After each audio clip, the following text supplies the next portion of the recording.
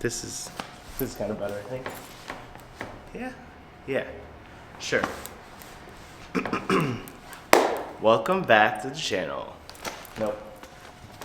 Yeah, so you clicked on this channel, or you clicked on the thumbnail because it says a6400, and I'm guessing that you either are looking to buy this camera or already bought this camera, or I don't know why else would you be looking at this video. But yeah, this is gonna be my first initial review of the camera, and it's because I just got the camera and I'm shooting on it right now. So if you like how it looks right now, that's because it's the Sony a6400. So yeah, this weekend I shot with Anita, and you should check out her channel too. I'm linking that down below. And I used my Fuji X-T2 along with my new Sony a6400. The lens I used is the 18-135. It's a cool lens. It's actually a pretty cool setup, and I'm gonna explain more why. So I didn't want to use this camera brand new on a wedding on my own or on a shoot on my own. I want it to be like the backup of the backup. So that's why I use this camera setup as a second shooter and as my backup camera. I was using my X-T2 and I love that thing. I love the ergonomics, I love the color science and all that for that camera. And I was using the 16-55 on that lens, which is like the 24-70 of Fuji. I was using that camera and lens setup mainly for the wedding. And then for later that day, I switched to my 56 1.2, which is equivalent to an 85 1.8. So the main review for today will be on stills. I will make a separate video about my experience shooting it on video. I'll show some stills, I guess now or in a few minutes after I talk a little bit. It's pretty good. So on the 18 side, which is equivalent to 27-28 millimeter on a full frame, it was capturing pretty wide stuff. So it was capturing a venue, the church.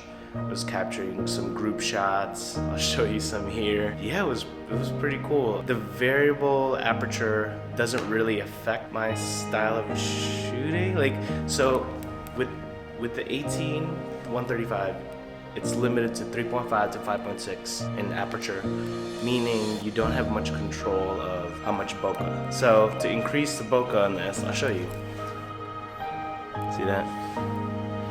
See how things are getting blurrier in the back? But then if I move back, which how you'd normally kind of like shoot a person on a 18 mil, it's not as blurry, right? Or if you do this, watch. See how the background is like pretty blurry?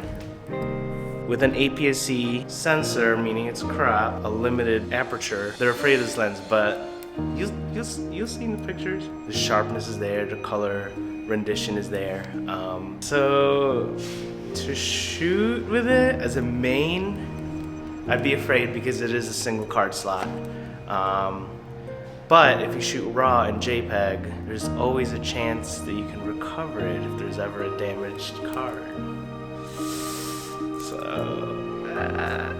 But yeah, I know companies have shot, pretty solid companies that I know who shot with Sony cameras like the A7S2, A7R2, primarily as A-cam, B-cam, and it just got quieter. The bus. That was the noise, that was the white noise I was hearing. A7S2 and A7R2 are both Sony cameras that are only single card slot. And so I don't get the whole craze of like dual card slot where the Canon EOS R and RP are both single card slot, and the new Nikon mirrorless. So, but yeah, it is scary because they're not like super reliant and it can corrupt. So my overall experience with the camera is pretty good actually. There wasn't really like major hiccups except learning the menu system. That was a beast on its own. It's hard not to like, just like, how do you change the function button, or FN will save your life the first time you use this, or the first time you use this on the field. So make sure you know where that function button is and you'll be okay. The other thing is, make sure the eye autofocus is on, making sure that it's on continuous. So with other cameras, it's kind of scary to shoot with continuous autofocus. Like on my Fuji, on my D800, on my other Canon cameras, I don't use continuous. Not unless there's someone running down the middle of the aisle, like, or I'm trying to catch something moving fast. I'm normally on single point autofocus, non-continuous, single point autofocus. Because once it's locked on, you just press the shutter again and you're in. I mean, you half press and you full press and you got the shot.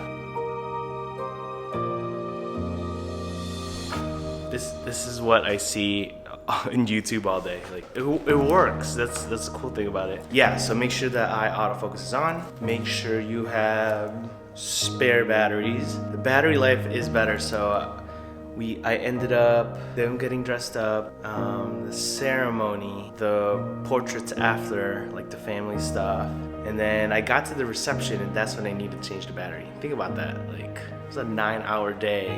These 2 batteries. I mean, I had a second camera too. By this point, I was relying on this. Probably like 40%, 45%. I attached a flash on it and I was doing some creative stuff with it. But yeah, it was running so smooth. I was like, yeah. So overall, the stills apartment, it's good. Yeah, it's reliable. The video side, I'm a little confused. So the picture profile, I didn't have that on my a6000 back in 2017 when I got that camera. And so I was a little confused how to find it. I thought it was gonna be in like color. They need to make that simpler. Come on, Sony. But yeah, so they hid it in the gamma color rather than the color profiles. Like, why would you do that? That's so weird.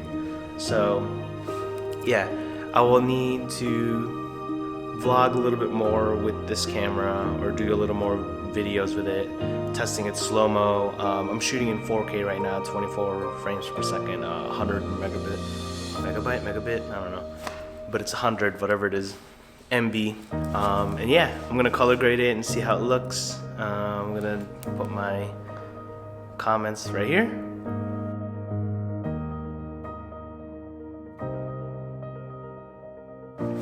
But yeah, I'm gonna be using this a lot for video. I'm gonna use my Fuji for a lot of stills because it's so easy to use it on stills.